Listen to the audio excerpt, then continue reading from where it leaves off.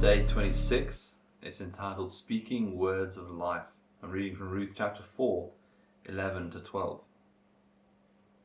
Then the elders and all the people at the gate said, "We are witnesses. May the Lord make the woman who is coming into your home like Rachel and Leah, who together built up the family of Israel. May you have standing in Ephrathah and be famous in Bethlehem.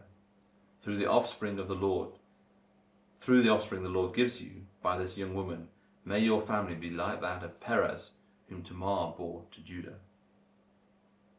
Even though Ruth was not an Israelite, the people were happy that Boaz was taking her as his wife.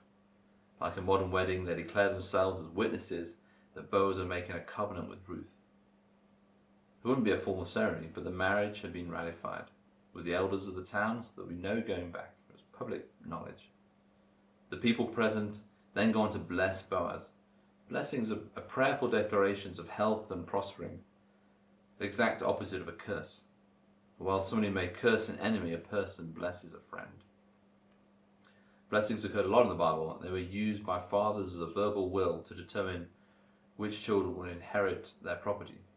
You can see this in Genesis 27, where Isaac blesses Jacob instead of Esau, and later can't actually reverse it. And also Genesis 49, where Jacob blesses his 12 sons. The first blessing that the witnesses spoke over Ruth was that Ruth would be like Rachel and Leah, Jacob's wives, who gave birth to 7 of the 12 sons of Jacob that became the 12 tribes of Israel. They're praying that Ruth would bear children in her marriage and create a large family for both, a sign of blessing in itself. The next blessing is that Boaz would have standing in his clan of Ephrathah, be famous in Bethlehem. This certainly came true. Through the book of Ruth, Boaz is known throughout the whole world. And the final blessing references Tamar, the daughter-in-law of Judah, and her son Perez. This is significant because Tamar was also a widow whose husband died when she was quite young. But after being a widow for a long time, she bore twin sons to Judah, the eldest being called Perez. In blessing her this way, the people were saying that they hoped she would similarly bear a son. The son that Tamar bore had special significance because the lineage at the end of the book shows that Boaz is descended directly from Perez himself. So how do we apply this? Well, blessings are about speaking life over people, words of power, and we have a choice in how we use them.